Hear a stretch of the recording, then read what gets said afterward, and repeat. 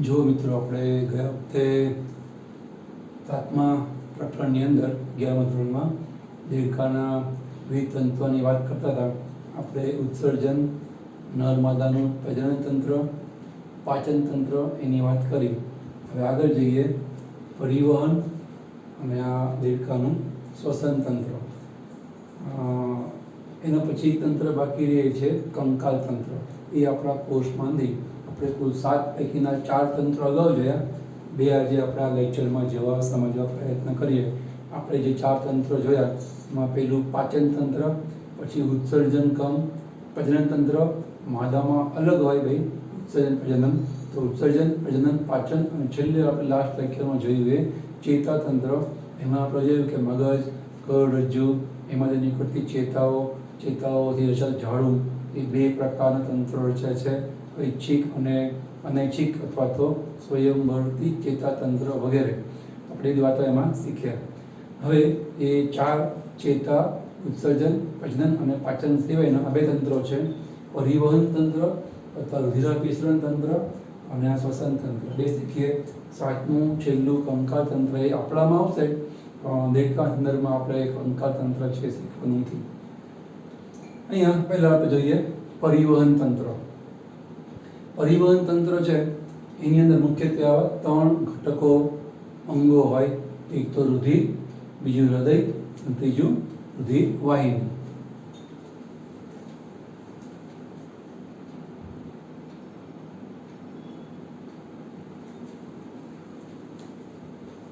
એ પૈકી પહેલાં આપણે રુધિરની વાત કરીએ. રુધિરની થોડી વિગતવાર જે સમજ છે આપણે આપણા તંત્ર વખતે મેળવશું. અત્યારે ખાલી ઉપર ચડવા આપણને ઓવરઓલ આઈડિયા આપેલો છે કે રુધિરમાં મુખ્ય 2 ઘટકો હોય.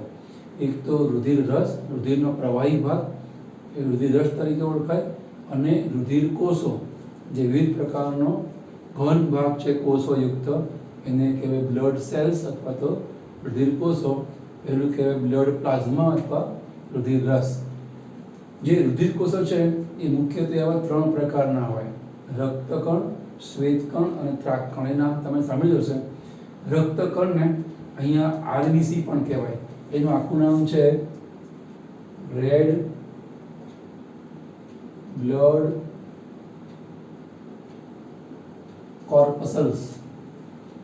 ઘણા બધા હોય એટલે આપણે એસ લગાવેલો છે, આરબીસી. ઘણા એને રેડ બ્લડ સેલ્સ પણ બોલે છે.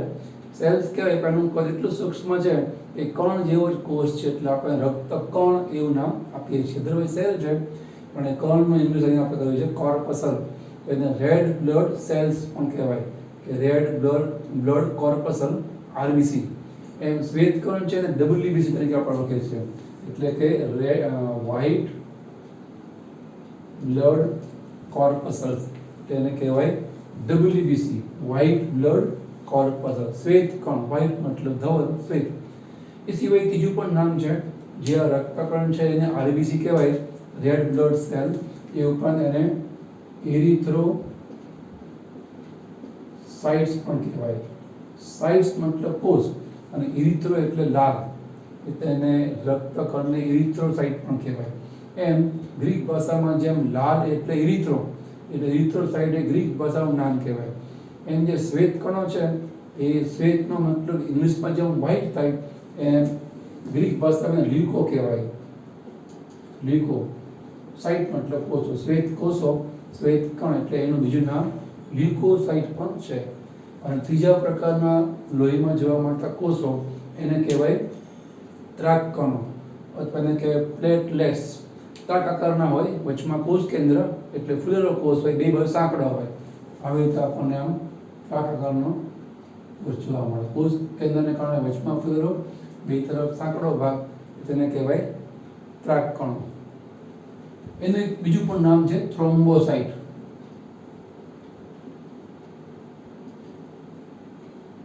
એ પણ એનું બીજું નામ છે. તો આવા 3 મુખ્યત્વે વિવિધ પ્રકારના એ રુધિર કોષો રુધિરમાં જોવા મળે, અને પ્રવાહી ભાગ રુધિર રસથી રુધિરનું નિર્માણ થાય. મેં કીધું એમ બધાનું કામ, એની રચના, એના પ્રકાર એ આગળ પર શીખવાનું આવશે. ખાલી આપણે સુપરફિશિયલી વાત કરીએ તો રક્તકણ છે એ CO2 O2 નું વહન કરે. આપણે જે હવા લઈએ છીએ એમાંથી O2 એ રક્તકણ શોષે છે. આખા શરીરમાં ઝાડ શ્વસનને અંતે ઉત્પન્ન થયેલો CO2 એ પણ આ રક્તકણ મુખ્યત્વે અથવા રુધિરનો ભાગ છે એ શોષે અને એને બહાર નિકાલ કરે. રક્તકણનું કામ એ મુખ્યત્વે CO2 O2 નું વહન કરવાનું. શ્વેતકણો છે એ આપણા શરીરને રોગ સામે લડવાની પ્રતિકાર શક્તિ આપે. એટલે જે રોગ પ્રતિકારક શક્તિ, ઇંગ્લિશમાં એને કહેવાય ઇમ્યુનિટી. એ જે ઇમ્યુનિટી છે ને એ આપણા શ્વેતકણો આપે. એટલે શ્વેતકણો આપણા સૈનિકો કહેવાય કે જે આપણને આપણી આસપાસના પર્યાવરણમાં રહેલા રોગકારકોથી રક્ષણ આપે છે. ત્રાકકણો છે એ જ્યારે આપણને લોહી નીકળે છે, નાની મોટી ઈજા થાય એ વખતે લોહી નીકળે છે તો આપણો એવો અનુભવ છે કે લોહી તરત જામી જાય છે. જ્યાંથી નીકળતું લોહી તરત ગંઠાઈ જાય છે. એ ગંઠાઈ જાય ને એટલે ત્યાં લોહી નીકળતું અટકી જાય. તો લોહી એ લાઈફ લિક્વિડ કહેવાય, જીવન પ્રવાહી કહેવાય. જો લોહી અમુક હદથી વધારે વહી જાય તો પ્રાણી મૃત્યુ પામે. તો કુદરતનું આપણા ઉપરનું વરદાન છે એ ત્રાકકણો મૂક્યા કુદરતે લોહીની અંદર. તો લોહી જ્યારે નીકળે અને જેવું હવા સંપર્કમાં આવે એ ભેગું જ જામી જાય છે. એ લોહી જામી જવાની ક્રિયામાં રક્તકણનો મુખ્ય ફાળો હોય, ત્રાકકણનો મુખ્ય ફાળો હોય. એટલે ત્રાકકણો છે એ ટૂંકમાં લોહી જામી જવાની કહો, લોહી ગંઠાઈ જવાની ક્રિયા કોઈના માટે અગત્યનો ફાળો આપે છે એમ કહેવાય. એનું મુખ્ય કામ છે. તો આ થોડી વાત થઈ પરિવહન તંત્રનો પહેલો ઘટક રુધિર. એના પછી પરિવહન તંત્રમાં બીજો ઘટક આવશે એ હૃદય. હૃદય છે એ પંપ જેવું કામ કરે. રુધિરને સતત ધકેલી અને આખા શરીરમાં પરિવહન પામતું રાખે, અભિસરણ પામતું રાખે. એ કામ છે આ હૃદયનું છે, પંપ જેવું કામ કરે. એ હૃદયની જે રચના છે એ દેડકો જે ઉભયજીવી વર્ગનું પ્રાણી છે એની પહેલાં મત્સ્ય વર્ગ આવે. એમાં સૌથી પહેલું આપણને હૃદય જોવા મળે. એ દ્વિખંડી હૃદય હોય, 2 ખાનાવાળું. એક ખાનું આખા શરીરમાંથી લોહી એકઠું કરે એટલે એને કહેવાય કર્ણક. કલેક્ટર મતલબ કર્ણક. અને બીજું ખાનું એ લોહી એ ઉપલા ખાનામાંથી લોહી બધું ભેગું થયેલું હોય એ નીચેના ખાનામાં જાય અને નીચેનું ખાનું વળી પાછું આખા શરીરમાં લોહીનું વિતરણ કરે. એટલે એને ડિસ્ટ્રીબ્યુટર, વિતરણકારક એનો ખાનું કહેવાય. એને કહેવાય ક્ષેપક. ક્ષેપકનો મતલબ મારો કરવો, પ્રક્ષેપણ કરવું મતલબ લોહીને સંકોચ પામે ખાનું જ્યારે ત્યારે બહાર નળીઓના પ્રત્યે અંગો તરફ ફેંકાય. એટલે તેને ક્ષેપક તરીકે ઓળખે છે. પણ એ દ્વિખંડી હૃદય માછલીમાં હોય, મત્સ્ય વર્ગમાં. આ એનાથી આગળનું પ્રાણી છે ઉભયજીવી, એ મત્સ્ય પછી આવે. એમાં આપણને દેડકાનું હૃદય છે એ ત્રિખંડી જોવા મળે, 3 ખાનાવાળું જોવા મળે. એનાથી આગળ વિહગ એટલે કે પક્ષીના આપણામાં સસ્તનમાં 4 ખાના હોય. 2 કર્ણક એટલે 2 ખાના લોહી આખા શરીરને એકઠું કરે અને 2 ક્ષેપક જે 2 ખાના આખા શરીરમાં લોહીને વિતરણ કરી વહેંચે. અહીંયા એ 2 વચ્ચે જોવા મળે આપણને. દ્વિખંડી પણ નહીં, ચતુષ્ખંડી પણ નહીં, ત્રિખંડી હૃદય આપણને જોવા મળે. એમાં આ જે છે એને કહેવાય જમણું કર્ણક. આ જો કે ફિગર આપણા એનસીઆરટી બુકના કોર્સમાંથી હું જે બોલું કે 2 ખાના 3 ખાના હોય, ડાબું જમણું કર્ણક, તમને એના કરતાં ફિગરમાં વધારે મજા આવે એટલે આપણે સમજવા ખાતર ફિગર દોરીએ છીએ. આપણા કોર્સમાં ચોપડીમાં તો ફિગર આપી નથી. તો આ મોટું ખાનું એ જમણું કર્ણક, આ ઉપર નાનું ખાનું એ ડાબું કર્ણક, નીચેનું મોટું ખાનું જેને કહેવાય ક્ષેપક. એમાં આ જે 2 મોટા ભાગો નીકળે એ 2 અગ્ર મહાશિરાના ભાગો છે. જમણા ખાનામાંથી જે વાય શેપ નળી નીકળે એને કહેવાય ધમની કાંડ. મોટી ધમની, શરીરની બધી ધમની આમાંથી ઉત્પન્ન થાય એટલે ધમની કાંડ કહેવાય.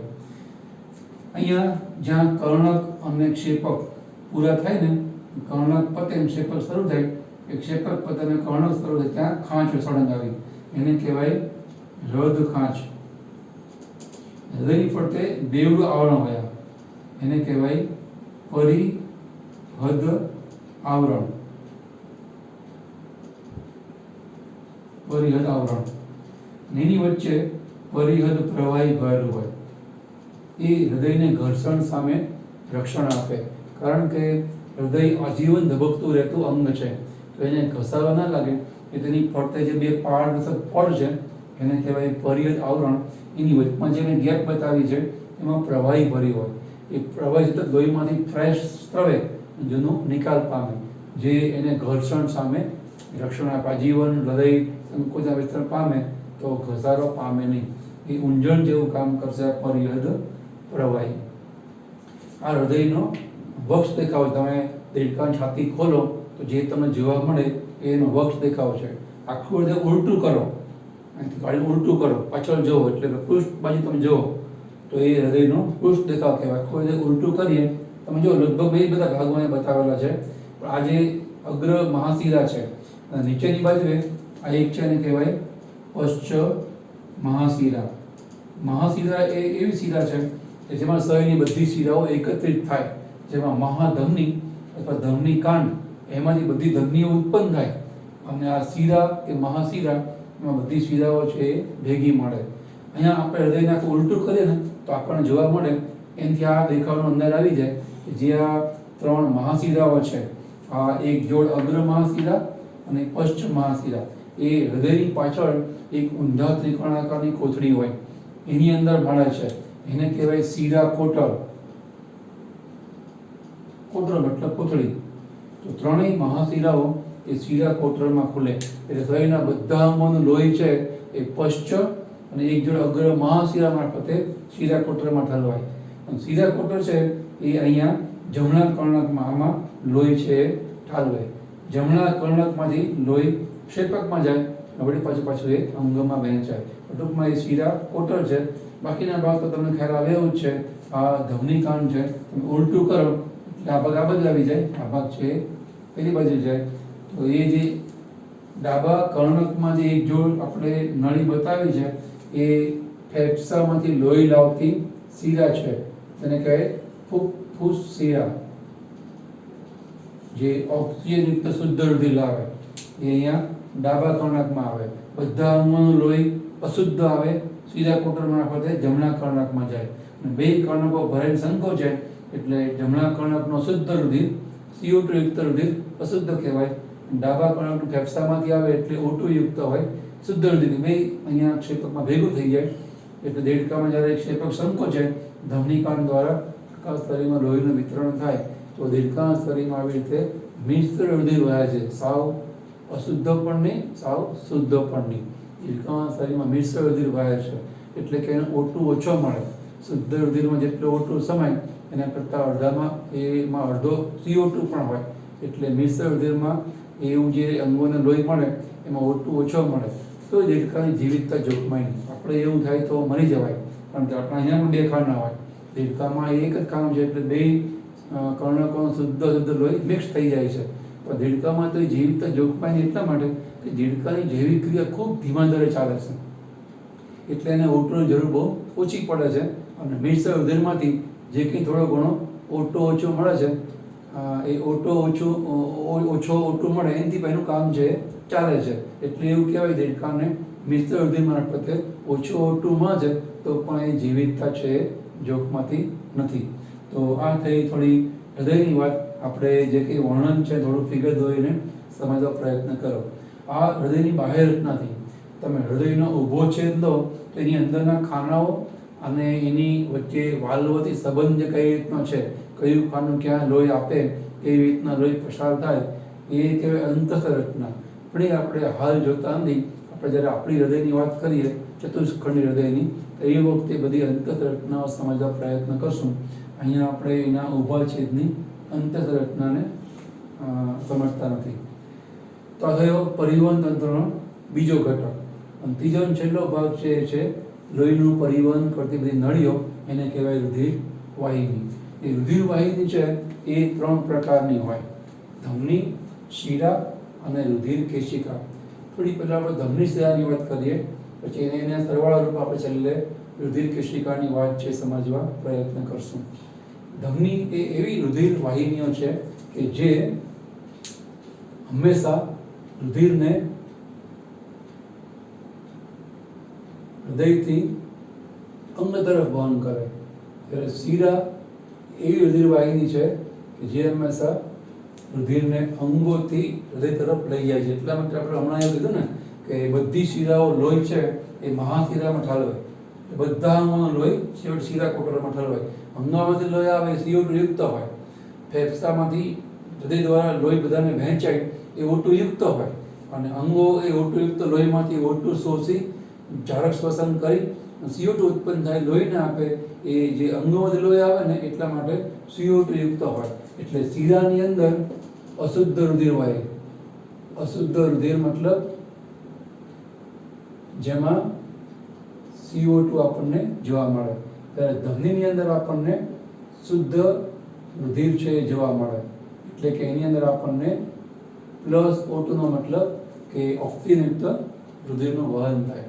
ધમનીમાં રુધિર છે ને એ દબાણપૂર્વક વહે.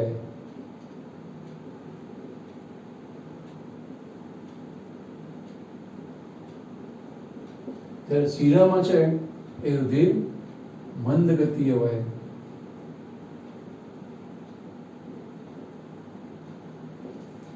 કારણ કે હૃદયમાંથી એ એકદમ સંકોચાય, ધક્કાપૂર્વક વેગપૂર્વક રુધિર બહાર આવે.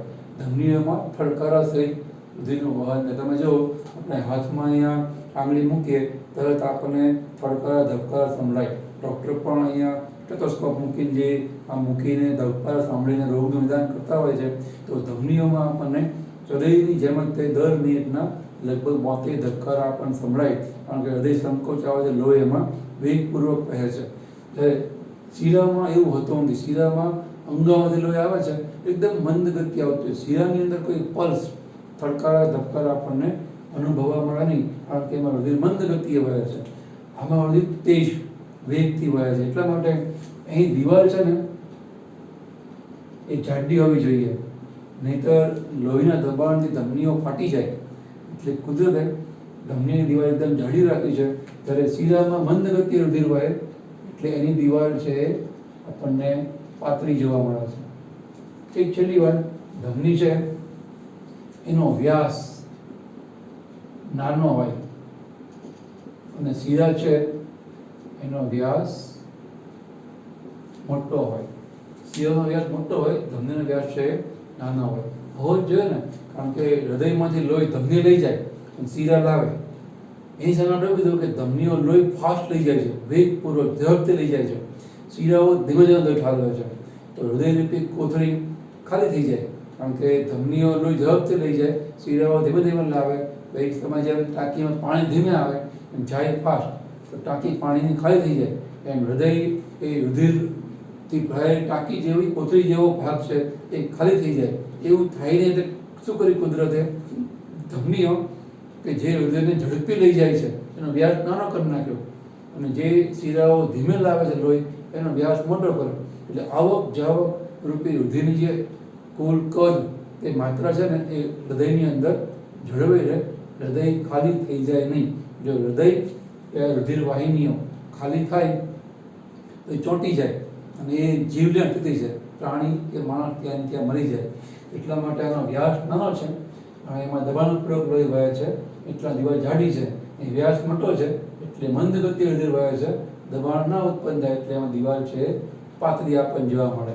લગભગ બધા મેચ થાય એવા બધા મુદ્દાઓ તમને યાદ રહી જાય છે. એવું પૂછાય કે તફાવત આપો ધમની અને શીરા. તો હવે તમે તફાવત પણ આપતા આવડે, કોને ધમની કહેવાય ને કોને શીરા છે એ કહેવાય. હવે વાત કરીએ ત્રીજી પ્રકારની રુધિર વાહિની, એ છે રુધિર કેશિકા.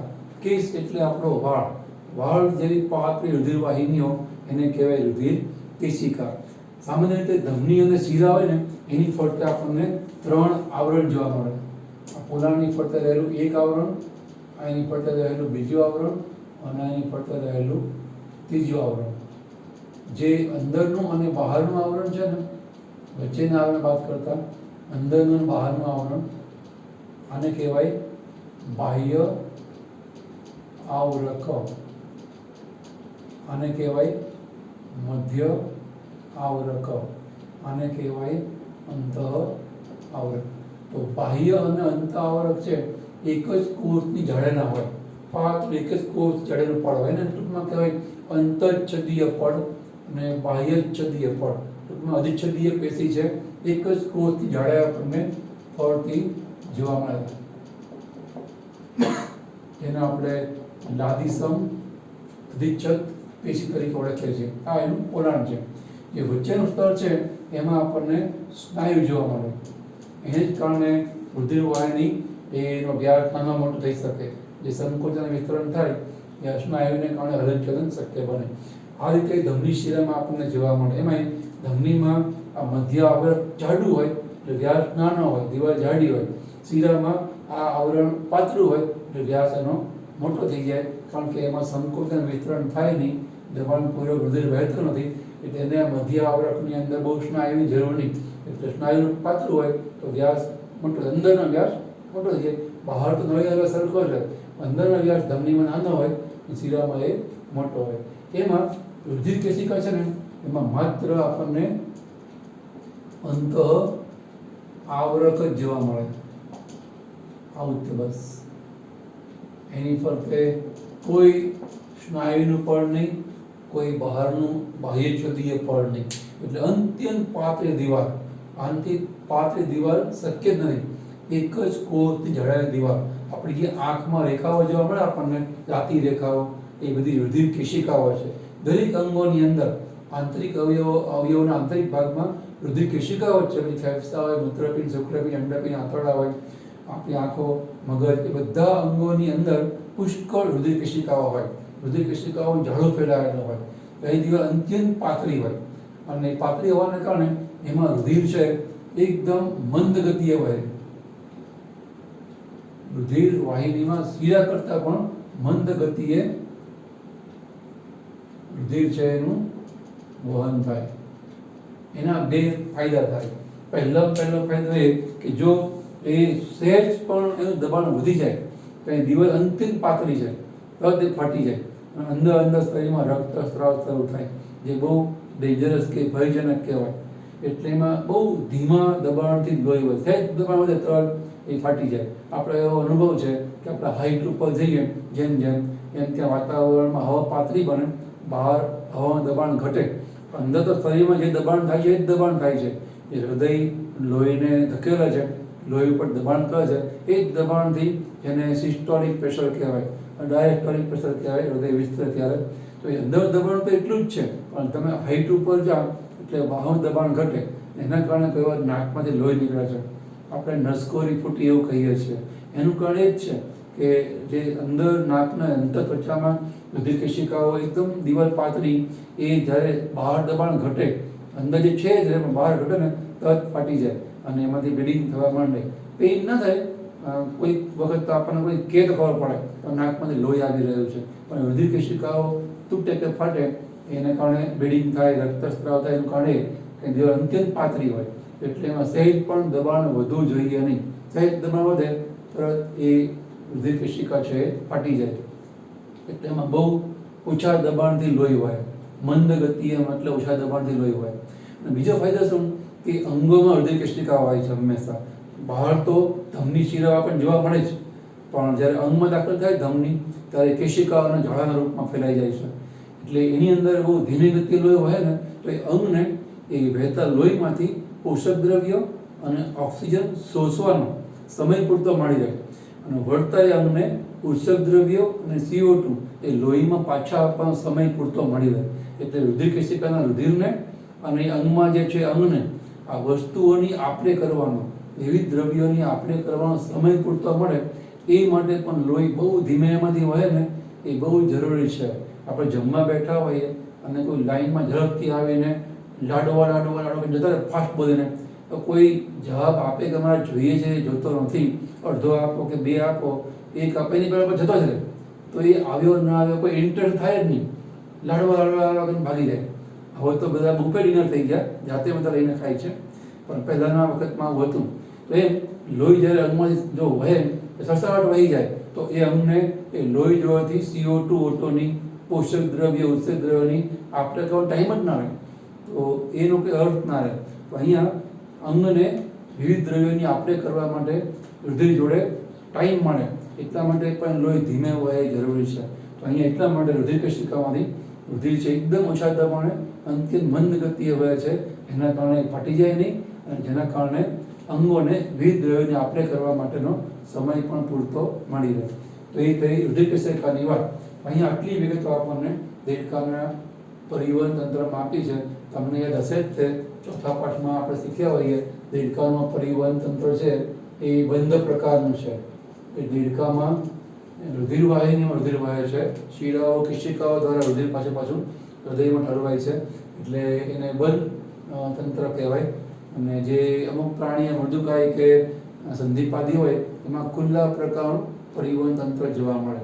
ધમનીઓ હોય પણ લોહી પાછું લાવનાર નળીઓ ના હોય, એટલે રુધિર આખા શરીરમાં ફેલાયેલું હોય. શરીરનું પોલાણ, દેહકોષનું પોલાણ, શરીર ગુહા એ તે લોહીથી ભરાઈ જાય, એટલે શરીર ગુહાને રુધિર ગુહા પણ કહેવાય. એવું આપણે ચોથા પાઠમાં પ્રાણી સૃષ્ટિમાં વિવિધ સમુદાય સમજાવે ને એમાં આપણે વાત કરી હોય. ટૂંકમાં દેડકામાં તો આ તંત્ર છે એ બંધ પ્રકારનું તંત્ર છે એવું કહેવાય. એની અંદર નાની એવી બીજી વાત, દેડકાની અંદર જ્યારે રુધિર વાહિની બતાવી ને એ સિવાય કેટલીક વિશિષ્ટ પ્રકારની રુધિર વાહિની જોવા મળે.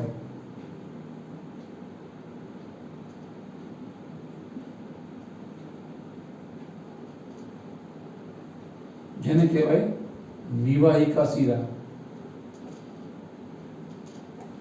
દેડકામાં આવી નિવાહિકા શિરા બે હોય, એક તો મૂત્રપિંડ નિવાહિકા શિરા અને બીજી યકૃત નિવાહિકા શિરા.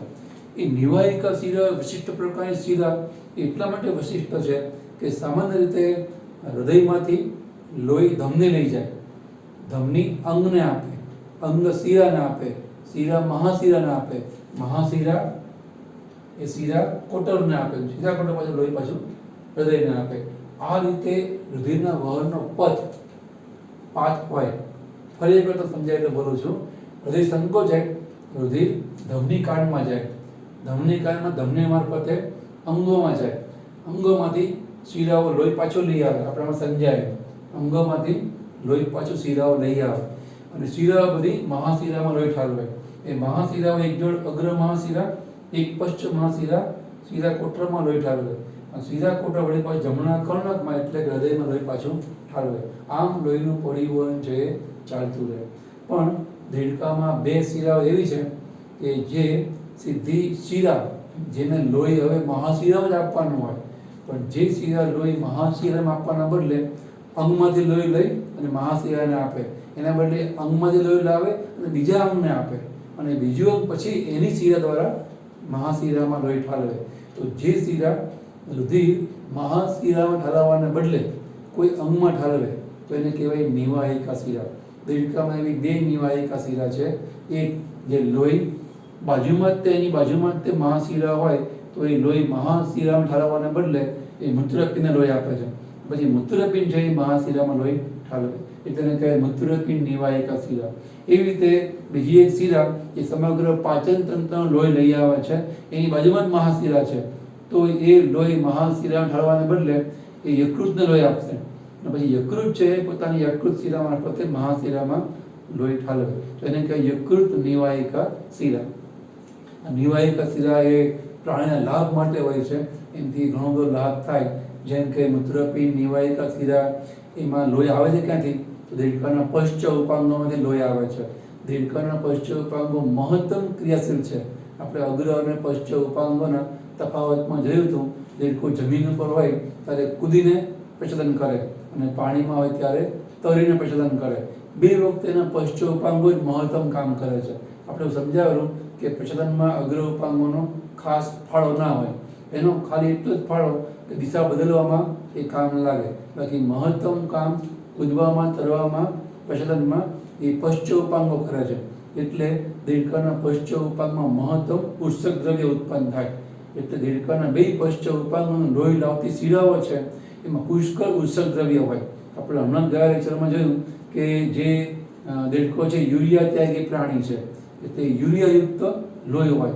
એવું સીધું જે શિરાઓ છે એ મહાશિરામાં ઠાલવે તો તે મહાશિરા પુષ્કળ ઉત્સર્ગ દ્રવ્યયુક્ત, એટલે દેડકા અંદરમાં યુરિયાયુક્ત લોહી છે એ હૃદયમાં ઠલવાય. યુરિયા હૃદયમાં ઠલવાતો જ રહે તો એ દેડકા માટે જીવલેણ સ્થિતિ છે. એટલા માટે પશ્ચ ઉપાંગોમાંથી આવતું લોહી છે એ શિરાઓ પહેલાં મૂત્રપિંડને આપે છે. મૂત્રપિંડ એમાંથી ઉત્સર્ગ દ્રવ્ય એટલે યુરિયા એટલે કે પેશાબ એ અલગ કરે અને પછી એવું ચોખ્ખું લોહી છે એ આગળ શિરા મારફતે મહાશિરામાં ઠાલવે.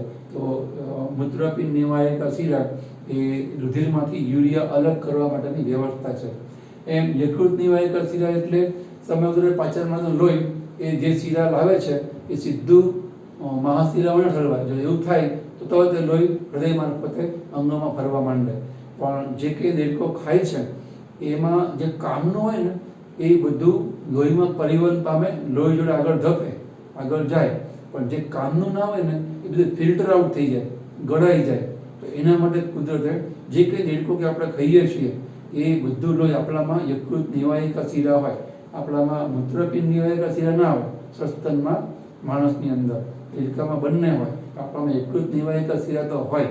તો આપણે માનો કે અત્યારે જરૂર ગ્લુકોઝની છે, પ્રોટીનની નથી, તો એવું આપણે કંઈ રોજ ખાતી વખતે લોહી કાઢી અને માપીને જોતા નથી કે આજે આપણા લોહીમાં ગ્લુકોઝ કેટલો છે, લિપિડ કેટલું છે, પ્રોટીન કેટલું છે. તો આજે એ પ્રકારે ખોરાક ખાઈએ એવું થતું નથી. આપણે તો ભાવે એટલે ખાઈએ, ટાઈમ ખાઈ જ લઈએ છીએ. આપણા શરીરને શું જરૂર છે આપણે રોજ કંઈ ચેક કરતા નથી. તો એ વખતે જે જરૂર ના હોય ને એ બધું એ પાચન માર્ગનું જે કંઈ પચાવેલા ઘટકોનું દ્રવ્ય કે લોહી છે એ પહેલાં યકૃતમાં જાય. યકૃત આપણું ચેકપોસ્ટ કહેવાય, જકાત નાકું કહેવાય. ત્યાં બધું ચેક થાય. એ આપણા શરીરની લેબોરેટરી છે. અને એમાંથી એ કામનું હોય એ યકૃત નક્કી કરે શરીરની જરૂરત પ્રમાણે, અને એ કામની વસ્તુ આગળ પાસ થાય. યકૃત પછી એ મહાશિરામાં લોહી ઠાલવે. અને નહીં કામનું ત્યાંથી ફિલ્ટર આઉટ થઈ યકૃતના પિત્તરસ દ્વારા નિકાલ પામી જાય. એટલે એ વખતમાં પિત્તરસ એક પ્રકારનો ઉત્સર્ગ દ્રવ્ય પણ કહેવાય કે જેમાં જે કામનું ના હોય એવું પાચક રસોયુક્ત લોહીમાંથી એ બધું નિકાલ પામે અને પિત્તરસમાં ભળી જાય. એવી રીતે યકૃત નિવાહિકા શિરા એ પાચન માર્ગમાંથી આવતા પચેલા ઘટકોનું બેલેન્સ કરે, સંતુલન કરે, પછી એ વસ્તુ જરૂરિયાતને આપણા શરીરમાં ધકેલે. તો આવી રીતે મૂત્રપિંડ અને યકૃત નિવાહિકા શિરા છે એ આપણા માટે ઘણી કામની શિરાઓ કહેવાય. એટલે એને વિશિષ્ટ વૃદ્ધિનું વાહિની તરીકે આપણે ઓળખીએ. દેડકામાં બંને હોય, આપણામાં ખાલી યકૃત નિવાહિકા શિરા જ આપણને જોવા મળે. ફરી એકવાર નિવાહિકા શિરા એટલે શું સમજાય તમને? નિવાહિકા શિરા એટલે એવી શિરા કે જે સીધી મહાશિરામાં ખુલવાના બદલે કોઈ અંગ દ્વારા મહાશિરામાં ખુલે તો એને કહેવાય નિવાહિકા શિરા. જે અંગમાં ખુલતી હોય એ અંગ ઉપર તેનું નામ પડે. જેમ કે મૂત્રપિંડમાં ખુલતી એ શિરા મૂત્રપિંડ નિવાહિકા શિરા, અને યકૃતમાં ખુલતી શિરાને કહેવાય યકૃત નિવાહિકા શિરા. અહીંયા આપણે પરિવહન તંત્રની વાત છે એ પૂરી કરે છે. આપણે ઘણી વાતો આઉટ ઓફ ટેક્સ્ટબુક કરી છે અને ઘણી વાત થઈ શકે એમ છે, પણ એ હવે આપણે આપણા તંત્રના સંદર્ભમાં ભવિષ્યમાં કરશું. અને છેલ્લું તંત્ર દેડકાનું બાકી છે એ જોઈ લઈએ. એ દેડકાની વાત પૂરી થાય. આપણે નેક્સ્ટ લેક્ચરમાં બીજું જે પ્રાણી છે એ હવે અપૃષ્ઠવંશી છે, અળસિયું. એના થોડા બાહ્યરચનાની મુદ્દાની વાત કરશું. એના પણ વિતંત્રો આપણને આપે છે, થોડી આપણે એની આપતા લેક્ચરથી વાત કરશું. અહીંયા અપૃષ્ઠવંશી પ્રાણી દેડકાની વાત છે એ આ તંત્ર સાથે આપણે પૂરી કરીએ. શ્વસન તંત્રની વાત તો આપણે દેડકા જ્યારે બાહ્યરચનાના લક્ષણોની વાત થઈ ને ત્યારે સમજાવેલી છે કે દેડકામાં કુદરતે શ્વસન માટે 3 અંગો આપેલા છે. એક જોડ ફેફસા, ચામડી અને મુખ ગુહા. તમે જો દેડકો જ્યારે બેઠો હોય ને ત્યારે એનું મીઠું જડબું છે સતત આવી રીતે આ સાંકડું થઈ ગયું અને આ પહોળું થઈ ગયું. આ તળિયું છે ને એ સતત દેડકાના નીચે જબલ તળિયું ત્યાં ઉપર નીચે થાય. તમે જ્યારે દેડકો જમીન ઉપર હોય ને તો ધ્યાનથી જોજો. આ તળિયાનું વારંવાર ઉપર નીચે ઉત્પન્ન થાય. આપણું આ પેટ ઉત્પન્ન થાય છે શ્વસન ક્રિયાના ભાગરૂપે. ફેફસામાં કોઈ સ્નાયુ નથી, એ જાતે સંકોચન વિસ્તૃત પામી શકતા નથી. કુદરતે અહીંયા ઉરસ, છાતી મતલબ ઉરસ અને પેટ મતલબ ઉદર, એની વચ્ચે એક પડદો મૂક્યો છે. એને કહેવાય ઉરસ ઉદરની વચ્ચેનો પડદો, એટલે એને કહેવાય ઉરોદર પટલ. ઉરસમાંથી શબ્દ લીધા ઉર અને ઉદરમાંથી દર, એટલે એ પડદાને કહેવાય ઉરોદર પટલ. એ ઉરોદર પટલની અંદર ફેફસાઓ ગોઠવાયેલા હોય. જેવો ઉરોદર પટલ ઉપર આવે તો ફેફસા ધક્કો વાગે, સંકોચાય, હવા બહાર આવે. એ જે ઉરોદર નીચે જાય, પડદો નીચે આવે એટલે ફેફસા પહોળા બને, એટલે એનું કદ વધે, દબાણ ઘટે એટલે હવા આપણે અંદર લઈએ છીએ. એમ શ્વાસની ક્રિયા માટે ફેફસાનું સંકોચન વિસ્તરણ થાય છે. એ ફેફસાના કારણે નહીં. ફેફસામાં તો પોતાના કોઈ સ્નાયુ તંતુ છે જ નહીં. જેમાં સ્નાયુ ના હોય કદી કોઈ અંગ હલનચલન ના કરે. તમે જો આપણા કાનમાં સ્નાયુ નથી. આખા સસ્તન વર્ગમાં આપણે જ તે માનવી એવા પ્રાણીઓ છે જેના કાન હલનચલન કરતા નથી. બાકી આખી જીવસૃષ્ટિમાં જેટલા પણ સસ્તા પ્રાણીઓ છે ને બધાના કાનનું હલનચલન થાય છે, કારણ કે એમાં કાનમાં સ્નાયુઓ છે. આપણા કાનમાં સ્નાયુ નથી, આપણે કાનને બહુ હલનચલન કરવાની જરૂર ના રહી. એટલે સ્નાયુ પહેલાં શરૂઆતમાં હશે જમાનામાં, લાખો વર્ષો પહેલાં. અત્યારે નથી, અત્યારે ફક્ત અવશિષ્ટ એક બે સ્નાયુ હોય છે, અવશિષ્ટ, નિષ્ક્રિય, સક્રિય નહીં. એટલે આપણે આપણા કાન છે હલનચલન કરાવી શકતા નથી. જ્યાં પણ ટૂંકમાં સ્નાયુ નથી ત્યાં હલનચલન થાય જ નહીં. હલનચલન માટે સ્નાયુ પછી આવશ્યક છે. તો આપણે અહીંયા ફેફસામાં સ્નાયુ નથી, પણ એનું સંકોચન વિતરણ ઉદર પટલ છે એ કરાવે છે. દેડકામાં ઉદર પટલનો અભાવ છે, એની અંદર ઉદર પટલ છે જ નહીં. તો ફેફસા તો એને આપણી જેમ સ્નાયુવિહીન છે. તો હવે એને કોણ સંકોચન વિતરણ કરાવડાવે? કુદરતે એના માટે અહીંયા નીચે જડબાની તળિયે પટલ મૂક્યું છે. એની અંદર વિશિષ્ટ પ્રકારના સ્નાયુ આવેલા હોય, સ્ટર્નો હાયોલ સ્નાયુઓ અને પેટ્રો હાયોલ સ્નાયુઓ. જૂના કોર્સમાં આવતા નામ તમને મેં યાદ આવ્યા એટલે કઈ સંભળાવ્યા, સ્ટર્નો હાયોલ સ્નાયુઓ અને પેટ્રો હાયોલ સ્નાયુઓ. એને કારણે સતત આ જે છે તળિયું એ નીચે આવે એટલે હવા ખેંચાય, ઉપર જાય એટલે હવા ફેફસામાં જાય, થોડી બહાર આવે. એટલે વારંવાર જમીનમાં રહ્યો દેડકો છે તળિયું ઉપર કરી શ્વસનની ક્રિયા છે એ કરે છે. તો એમાં જે હવા અંદર આવે એમાં કેટલીક હવામાંથી ઓટો એની મુખ ગુહામાં શોષાય, તળિયું ઉપર જાય, કેટલીક હવા છે બહાર ફેંકે, કેટલીક હવા છે અંદર ફેફસામાં દાખલ. દેડકાની અંદર ગરદનનો અભાવ છે એટલે બંને ફેફસાઓ સીધા જ તે નીચલા જડબાના તળિયે ખુલે છે. એટલે જ તે એની જીભ છે દ્વિશાખી હોય છે. આપણે અગાઉ સમજાવેલું કે દ્વિશાખી જીભના કારણે વચમાં ખાંચ હોય, એટલે જીભ જ્યારે સંકેલ અંદર જાય તો વચમાં ખાંચને કારણે જે બે ફેફસાઓ જ્યાં ખુલે ને એને કહેવાય શ્વાસ દ્વાર. એ શ્વાસ દ્વાર હંમેશા ખુલ્લું રહે. જો આપણી જેમ એની જીભ એક સાથે હોય ને તો એ જે છિદ્ર ઢંકાઈ જાય અને દેડકો જમીન ઉપર હોય ત્યારે શ્વસન કરી શકે નહીં ફેફસા મારફતે. એટલે કુદરતની જીભ છે વચમાં ખાંચ આપી છે, એટલે બે છેડાવાળી જીભ આપણને જોવા મળે. એ શ્વાસ દ્વારની ઉપર સ્વર યંત્ર પણ હોય. એ સ્વર યંત્રના કારણે દેડકો છે અવાજ કરતો હોય છે.